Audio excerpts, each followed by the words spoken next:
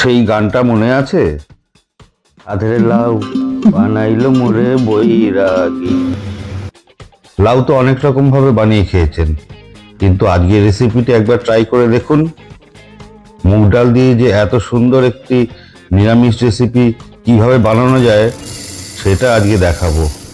Skip না করে পুরোটা দেখুন। আমি তিমির, দেখতে থাকুন মুনমুন গ্যালি। 100 গ্রাম মুগ ডাল নিয়ে একটা ফ্রাইং প্যানে ঢেলে দিলাম। ফ্রাইং প্যানটা একটু টস করে নিলাম যাতে নিচের দিকটা ধরে না যায়। মুগ ডাল একটু লাল করে ভাজবো, তাহলে মুগ ডাল থেকে সুন্দর একটা গন্ধ আসবে। ভেজে নিয়ে সঙ্গে সঙ্গে ডাল জলে ধুয়ে নিয়ে রাখলাম। নিরামিষ দিনে এই রান্নার কোনো তুলনাই হয় না। এক রান্নায় পুরো ভাত খাওয়া হয়ে যাবে। কড়াতে তেল গরম করে 2টো তেজপাতা, 1 চামচ জিরে দিলাম। তারপর 2টো এলাচ, দারচিনি আর 7-8টা লবঙ্গ দিয়ে দিলাম। এই দেখেছেন, লাউ কিভাবে কাটবো বলতে একদম ভুলে গেছি। একটা প্রায় 1 কেজি ওজনের লাউ নিয়ে এভাবে ঝিরিঝিরি করে কেটে নিলাম। এবার তেলে লাউগুলো আস্তে আস্তে ছেড়ে দিলাম।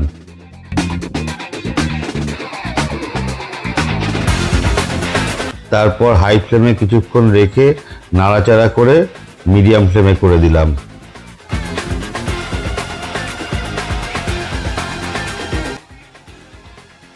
এরপর আদা আর কাঁচা লঙ্কা গ্রেট করে নেব। আদা কাঁচা লঙ্কা গ্রেট করে নিলে পুরো লাউটার মধ্যে মিশে যায় এবং একটা সুন্দর টেস্ট আসে। যদি ভালো লাগে তাহলে প্রচুর পরিমাণে লাইক, সাবস্ক্রাইব, শেয়ার করুন। তারপর একটা টমেটো কেটে নিলাম।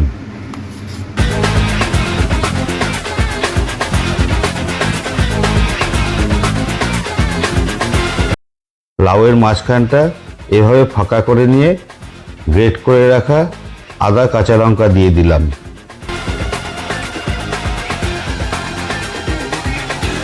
আদা কাঁচা লঙ্কাগুলো একটু সতে করে নিয়ে ভালো করে মিশিয়ে নিলাম লাউয়ের সঙ্গে।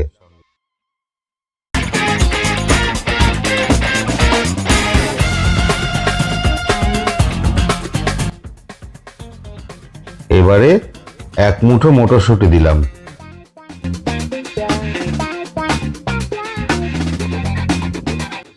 তারপর ভেজে রাখা মুগ ডাল দিয়ে দিলাম এবং টমেটোগুলোও দিয়ে দিলাম। তারপরে একে একে হলুদ 1 চামচ, নুন স্বাদ মতো, তারপর পরিমাণ মতো চিনি দিলাম। তারপর ভালো করে নাড়াচাড়া করে কষতে থাকলাম। রান্নায় ঝাল বেশি হয়ে গেছে, কোনো চিন্তা নেই। ফ্রিজে দুধ বা দই থাকলে অল্প পরিমাণে মিশিয়ে দিলে খাবারের স্বাদ আবার ফিরে আসবে। এটা আজকের টিপস। সাবস্ক্রাইব, লাইক, কমেন্ট করে এবং প্রচুর পরিমাণে শেয়ার করবেন এই আশা রাখলাম। তাহলে ভালো রান্না করার উৎসাহ আরও বাড়ে। এবারে ঢাকা দিয়ে মিনিট 3 রেখে দিলাম। মিডিয়াম ফ্লেমে রান্নাটা করব।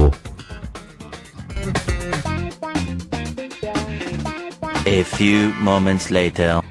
এবারে একবার ঢাকা খুলে একটু নাড়াচাড়া করে আবার ঢাকা দিয়ে দিলাম।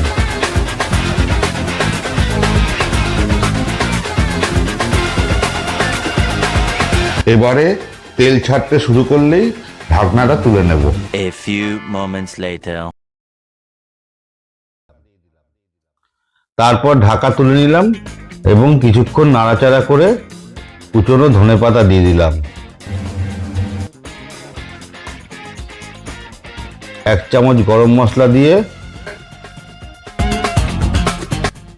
2 চামচ ঘি দিলাম।